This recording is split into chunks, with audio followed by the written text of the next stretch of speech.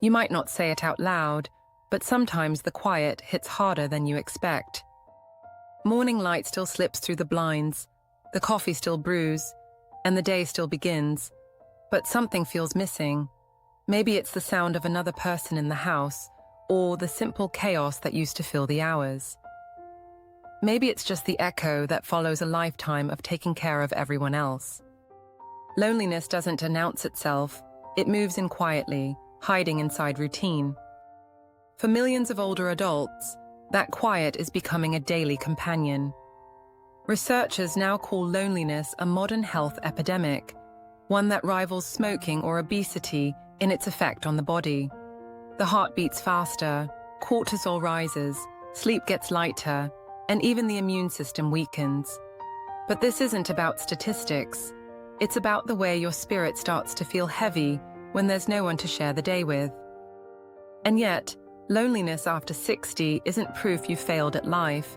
It's proof you've lived long enough to miss connection.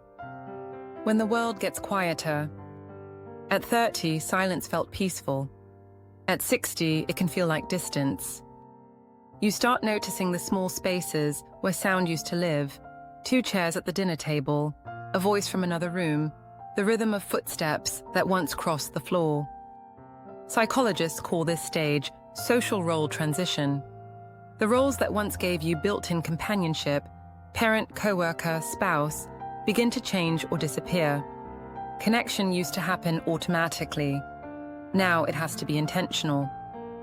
Connection doesn't vanish with age, it just stops showing up uninvited. Designing connection can feel awkward at first, like learning to speak a language you used to know. But it's a language worth relearning, because loneliness isn't just the absence of people, it's the absence of belonging. The myth of I'm fine. Ask anyone how they're doing, and most will smile and say, I'm fine. We say it to be polite, but also to stay safe. Society taught an entire generation to equate strength with self-reliance. The idea of asking for company feels like admitting defeat. Yet the human brain doesn't see it that way. To the brain, isolation registers as pain. MRI scans show that social rejection activates the same neural pathways as a physical burn. In other words, the ache of missing someone is not in your head, it is your head. Independence keeps you alive, interdependence keeps you human. You can be strong and still need people. In fact, needing people is part of being strong. The trick is replacing pride with permission, to reach, to share, to invite. How the brain changes. After 60, loneliness feels different later in life because the brain itself is different. The amygdala, the emotional radar, calms down with age, so small conflicts don't sting like they used to. But the reward system that once lit up during social excitement also quiets. That means the urge to go out or meet new people can fade, even though the need for connection stays the same. You don't lose the desire for people, you lose the automatic spark to seek them. Understanding this helps remove guilt. You're not antisocial. Your chemistry just asks for connection in slower, deeper ways now. Quick interactions may feel shallow, while meaningful conversation feels nourishing. Honor that shift instead of fighting it. The quiet power of routine. Loneliness thrives in randomness. Connection thrives in rhythm. Older adults who keep regular social rituals, Wednesday walks, Friday lunches, Sunday calls, report significantly lower loneliness scores. Predictability tells your brain you still matter to someone's schedule. A calendar isn't just organization, it's evidence of belonging. Try penciling in joy appointments, not obligations, but events that feed you. Calling an old friend, volunteering at a library, attending a class, visiting a farmer's market. Routine gives shape to your week and expectation to your heart. Retraining the conversation muscle. After months or years of limited contact, small talk can feel exhausting. That's normal. Social skills, like muscles, weaken without use, but they also rebuild fast. Start small, comment on the weather, compliment a cashier, Talk to the person walking their dog. Each hello triggers microbursts of oxytocin and dopamine, the body's social reward chemicals.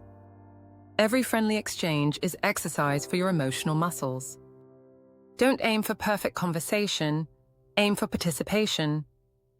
The more small moments you collect, the easier deep moments become. When family feels far away. You might love your kids and grandkids dearly, yet still feel distant. They're busy, their world spins faster, and your rhythms rarely sync. That doesn't mean they've stopped caring. It means life pulled the tides in different directions. Measure connection by quality, not quantity. A short, genuine call beats 10 distracted texts. Love doesn't always visit in person. It sometimes arrives through consistency. If you're craving more, offer a bridge instead of a complaint. Send a photo from the past with a short story. Record a quick voice note. Ask their advice about technology or music. Connection is easier when you invite curiosity instead of guilt. Redefining friendship after 60. In youth, friendship is proximity. After 60, it's memory and meaning. The best friends now are the ones who know your backstory, the people who laugh before the punchline because they already know where it's going. Real friendship at this stage isn't about who you see most, it's about who remembers you best. Sociologists call it relational depth. A handful of deep friendships can protect against depression more effectively than a wide social circle. Invest in people who add peace, not drama. The healing science of touch. Touch is the first language humans learn and the last we forget. Yet many older adults go days without physical contact. That deprivation raises stress hormones and dulls sleep. A simple hug can lower blood pressure. A brief hand squeeze can release serotonin. The skin remembers what the mind tries to ignore. Seek safe, small forms of touch. Hugs from friends, petting a dog, hand massages, gardening with bare hands, regular haircuts. Each physical reminder tells your nervous system you're not alone. Technology, a bridge or a barrier. Digital connection can save lives or sap them. Scrolling photos of loved ones without interaction tricks the brain into thinking you're socializing while the heart knows you're not. The antidote is participation. Comment, message, call. Use tech to extend your reach, not replace it. Watching life isn't the same as living in it.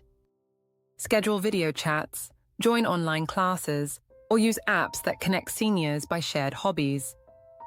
Then, whenever possible, turn digital contact back into face-to-face connection. Purpose, the antidote to isolation. Purpose doesn't erase loneliness, it gives it a reason to leave. Volunteering, mentoring, or even caring for a pet activates the same brain regions as social bonding. When someone depends on you, your brain produces oxytocin, the chemistry of connection. The fastest way to feel needed is to be needed. Start with what you already know. Reading to children, tutoring, coaching, or simply checking on a neighbor. Purpose isn't grand, it's grounded. Loneliness and the body. Medical research shows chronic isolation increases inflammation markers and weakens muscles over time. That's partly why lonely adults often describe fatigue or leg heaviness. They're literally carrying stress hormones in their bloodstream. Gentle movement counters it. Walk outside. Stretch with slow breathing. Each step signals your body that life is still happening. Movement tells your body the truth your mind sometimes forgets. You're still alive and still capable. Understanding emotional cycles. Loneliness rarely stays constant. It moves in waves. Some days you're fine, then suddenly sadness hits out of nowhere. Instead of judging those swings, name them. I'm lonely right now. Naming emotion activates the prefrontal cortex, the brain's control center, and calms the limbic system. Naming your feelings doesn't make you weaker, it makes your brain work for you. Over time, acknowledging emotion shortens its stay. You stop being afraid of the quiet because you've learned how to navigate it. The importance of story. Humans connect through story, not age. Sharing memories keeps identity alive. Telling younger people what life used to be like, without lecturing, bridges generations. Every story you tell becomes someone else's survival guide. Record your experiences, write letters, start a digital journal. The point isn't perfection, it's preservation. When you tell your story, loneliness loses one of its sharpest edges, invisibility. Faith, gratitude, and meaning. Many older adults find that reconnecting with faith, religious or personal, replaces the void that loneliness leaves. Gratitude practices have measurable effects on serotonin and dopamine, similar to antidepressant medication. Gratitude doesn't erase emptiness, it fills the space around it with light. Start with 3 simple lines each night. What went right today? Who or what helped me? What do I want to notice tomorrow? Over time, those answers build a quiet form of joy. Reimagining solitude. There's a difference between being alone and being lonely. Solitude can be sacred. It's the space where reflection grows. Some of the happiest older adults aren't those surrounded by people all the time, but those comfortable in their own company. When you make peace with solitude, loneliness loses its leverage. Fill silence intentionally. Music that soothes you, hobbies that require hands and focus, painting, puzzles, gardening, cooking. Activity transforms emptiness into expression. Building community again. Communities don't disappear, they just move. Churches, libraries, senior centers, online groups, all of them are gathering places waiting for energy like yours. The community you miss might be one invitation away. Start by showing up once. You don't have to commit for life, just today. People remember who showed up, not who talked about showing up. Reconnecting with nature. Nature is the oldest form of companionship. Birds, sunlight, trees, they don't answer, but they respond. Studies from Stanford and Harvard found that 20 minutes outdoors reduces loneliness ratings by nearly 25%. When you feel disconnected from people, reconnect with the planet. They're made of the same stuff. Walk, sit by water, plant something, feed birds. Nature listens quietly but always replies. Letting go of comparison. Social media makes aging look like a competition. Who travels more, looks younger, stays busier. But comparison fuels isolation. The truth, nobody posts their empty afternoons. The highlight reel of others isn't the real story of their lives. Replace comparison with curiosity. Ask, what might I learn from them, rather than why not me? Curiosity reopens empathy and pulls you back toward connection. The role of humor. Laughter resets the nervous system. Even forced laughter releases endorphins. Comedy reminds the brain that not everything needs to be solved. Some things just need to be laughed at. A day with one genuine laugh counts as progress. Watch old sitcoms, share jokes, follow funny creators. Humor keeps you flexible inside when life stiffens outside. Healing from loss. Grief and loneliness often walk hand in hand. When a partner or close friend dies, routines vanish with them. Healing doesn't mean forgetting, it means forming a new relationship with the memory. Love doesn't leave, it changes address. Talk about the person. Keep rituals alive. A cup of their favorite tea, a walk on their birthday. Integrating grief turns loneliness into remembrance. Loneliness and sleep. Isolated adults often struggle to fall or stay asleep. The body interprets loneliness as danger and stays on alert. Establishing connection, even brief, reduces that stress response. The best sleep aid may be a conversation before bed. Call someone in the evening, even briefly. Your nervous system registers safety through human voice, easing rest. Small habits that build belonging. Keep a connection jar. Each slip of paper lists one person to call or text. Pull one daily. Join one recurring activity per week, same place, same faces. Share skills, cooking, tech help, music. Teaching bonds faster than talking. Leave your home once a day, even for 5 minutes. Exposure therapy for isolation. Belonging isn't found, it's built one tiny brick at a time. How to ask for connection without shame. If you need company, ask clearly. Say, would you like to have coffee, instead of, we should get together sometime. Specificity removes awkwardness. People often want to help but don't know how. When you initiate, you give them permission. Asking for company isn't weakness, it's leadership. The loneliness loop and how to break it. Loneliness breeds self-protection. Self-protection breeds more loneliness. Breaking that loop requires the smallest act of courage, vulnerability. Share one honest sentence about how you feel. Watch how many people nod in recognition. Vulnerability is the handshake that opens real friendship, turning experience into contribution. You carry decades of lived knowledge, mistakes, lessons, triumphs. Sharing them transforms isolation into influence.